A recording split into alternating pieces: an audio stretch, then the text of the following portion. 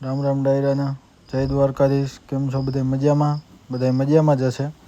તો આપણે અત્યારે આવી ગયા, વાવવાનું હતું જીવા બાપાને. જીવા બાપાએ ટ્રેક્ટર બોલાવ્યું અને આપણા બળધું ટ્રેક્ટરથી તો હાલ્યું નહીં, કેમ કે ટ્રેક્ટરની દહાત તમે જોઈ લીધી શું થયું. લીલું હતું એટલે ન હાલે, ને આપણા બળધુંથી હાલે છે અત્યારે. જોઈ લ્યો, બી ભરી દીધા. હવે ટ્રેક્ટર જાય છે, ન આવેલું ભાઈ. ટ્રેક્ટરને કરી દીધું રવાના. અને આજે મિત્રો આપણે 3 ન્યૂ મેમ્બર આવ્યા છે. પહેલાં 2 તો આ આપણે લીધા, જોઈ લ્યો, વઢિયારા વાસળા કચ્છમાંથી લઈ આવ્યા આપણે. તો આપણે અત્યારે પેલા મુહૂર્ત કર્યું, ગાડે જોડીને ગામમાં લઈ ગયા.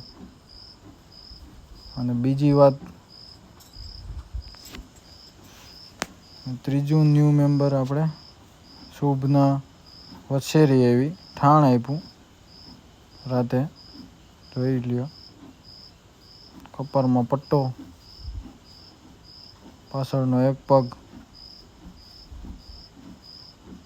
જોઈ લ્યો, શુભના વછેરીના. આ તમારી કાલની સરપ્રાઈઝ હતી મિત્રો.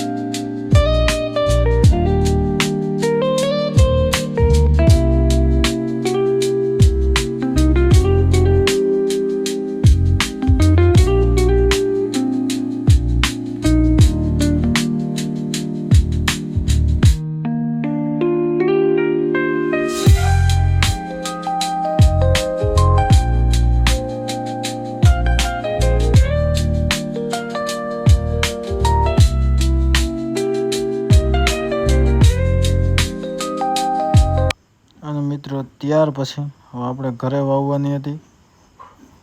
તો પછી હવે આપણે ત્યાંથી વાવી અને આવી ગયા આપણા ઘરે. જો આપણે બળદને જોડી લીધા, કમ્પ્લેટ રેડી કરી દીધું. જોઈ લ્યો, હવે આપણે વાવવાની છે માંડવી.